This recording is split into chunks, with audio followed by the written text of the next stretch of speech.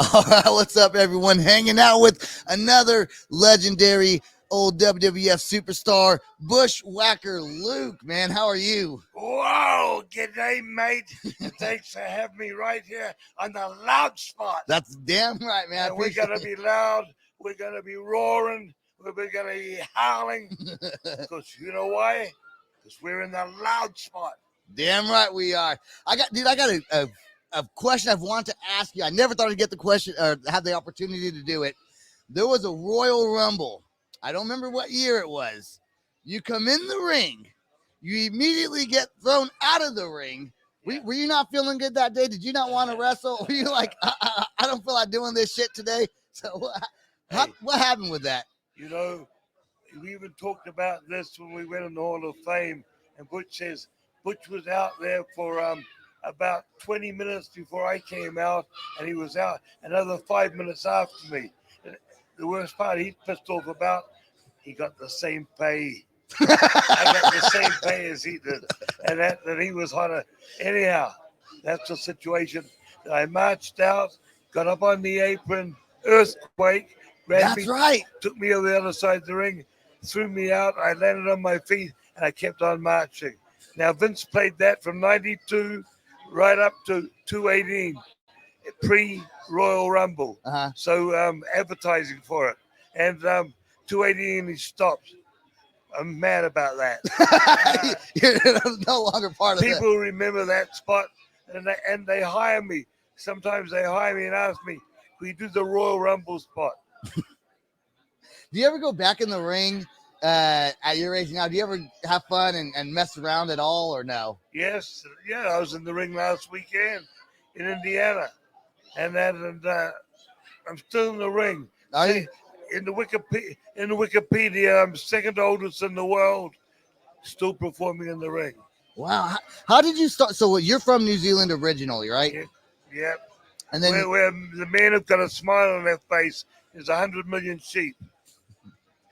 So you started wrestling there. Then did you start off immediately in WWF? I guess. No. You had a whole career before then, huh? Hey, I started in 1962, and that Butch started in '66. And we teamed up the same year. He came to the promotion with me in '66. We teamed up, and we started going into Asia first, Asia, Malaya, and up north into Singapore, up north into Bangkok, from Singapore. And then we went to Japan, and we said in 1972, we hear America is the place for pro wrestling. Because all the magazines, we never even had, when I was in New Zealand, we didn't even have TV. When I was first started wrestling TV, we didn't get TV till near 70. Wow. 1970. And so there's no wrestling. I'd never seen a wrestling match. Wow, man. And then you go pro. Then you go pro. Yeah, and then one night, someone didn't arrive. The second ever wrestling show I ever went to. One of the guys never arrived. Next minute, a pair of boots and a tank top was thrown at me. They told me I was in the ring. That's right. What the bloody hell? Now, mate, I know I've been hit over the head with a lot of chairs in my lifetime, but I don't remember that match. And that was my first ever match. What was your favorite wrestling match you've ever? I mean, because Royal Rumble was always fun and things like that. Do you have a personal favorite match that you remember? I can tell you one favorite match. In the Wilmington, Wembley Stadiums, the old Wembley Stadium, before it was pulled down, we did the last show there. I think it was in 92, 93. And, it held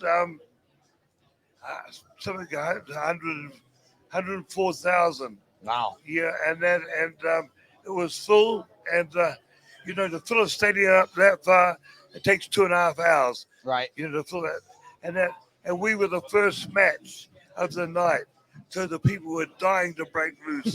It was a 6-man tag, Jim Duggan, Butch, and me against the Nasty Boys in the Mounties. Hacksaw Jim Duggan, right? Mate, we didn't even touch each other for 10 minutes. The crowd was screaming. We didn't have to touch each other.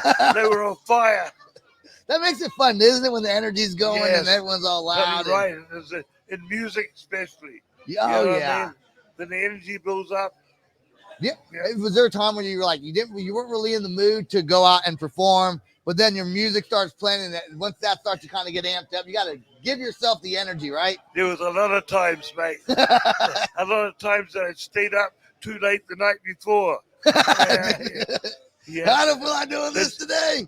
As soon as I walk through that curtains, your whole body turns on. Yep, that's right. It's like an alter ego, right? Yep, that's the way it is. I hear that music, the blood starts running, the pump starts pumping.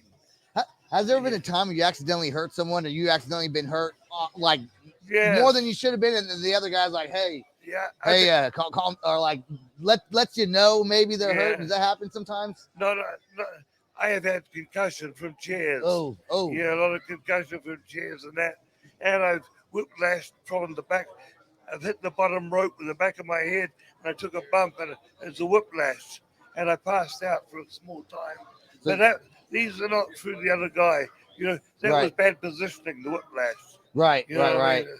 Things like that. But apart from that, I've been good. I've never had to sort of fight with anyone in the ring, you know, to take control. So no more throwing chairs at your head, huh? Those days are done. The sheep herd days are done, mate. And this was the area where we did all Texas, Tulsa, Oklahoma, and down south, the states beside here. Mm-hmm. We worked all this area, right from New Orleans right up to Kansas City, and that for a company called Mid-South Wrestling. Yeah, that was owned by a guy that was either in Tulsa or here. Favorite last two questions is, one is favorite person to wrestle, and number two, do you recall a specific sign throughout your whole career that you've seen? So favorite person to wrestle and a sign that you might have thought was really, that just stands out in your head from the audience member. Well, my favorite pieces to wrestle, there's a lot of them, mate. Ones that we had, you know, 5-star matches in big houses where the people were magic.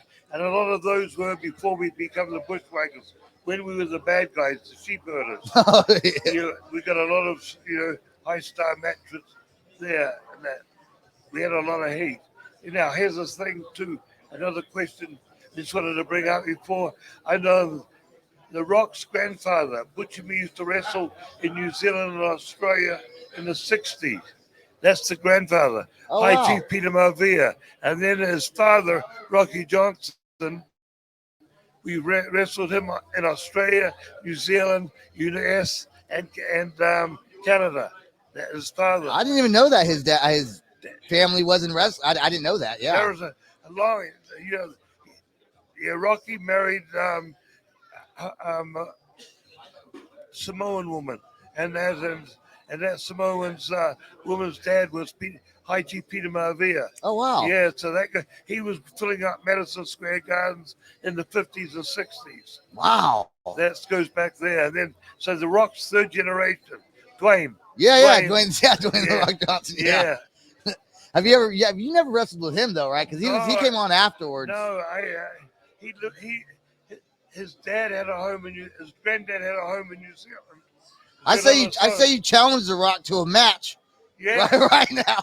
Yeah, The Rock bobbled against the battering ram. No, I seen the kid when he was 7 years old, mate. Dwayne 7. That's cool. Yeah. And when I was working for his dad, he was around, but he was young. You know what I mean? Yeah.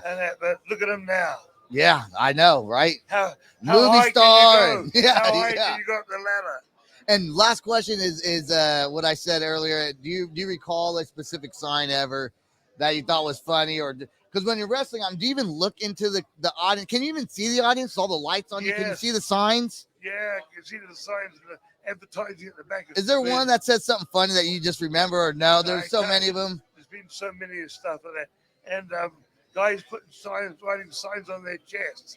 We came over as a New Zealand Kiwis, and we were working against an Indian tag team. And when Indians paint themselves up, they would put a foot here and a foot there, and underneath it had drop kick. Just as a joke. You know, Right. They'd make those fucking Indian war things into jokes on themselves. Crazy guys. That's fun. Well, man, I Great to be appreciate here, you. mate. I appreciate. Can we get a one of the I can give it the old for all school? the fans out there for a loud spot. This is Bushwhacker saying, "Whoa, yay!" This is the Loud Spot outro by Nothing Short of Tragic. Is this all talk with no action? No. Is this my thoughts with distraction? No. Is this what I bought that's in fashion? Or is this the Loud Spot with Sebastian? Yes. Does Nothing Short of Tragic have his back again? Yes. Does everything that's good really have to end? Yes. A pimp host has to pimp show, so to get more episodes, make an order, this is over.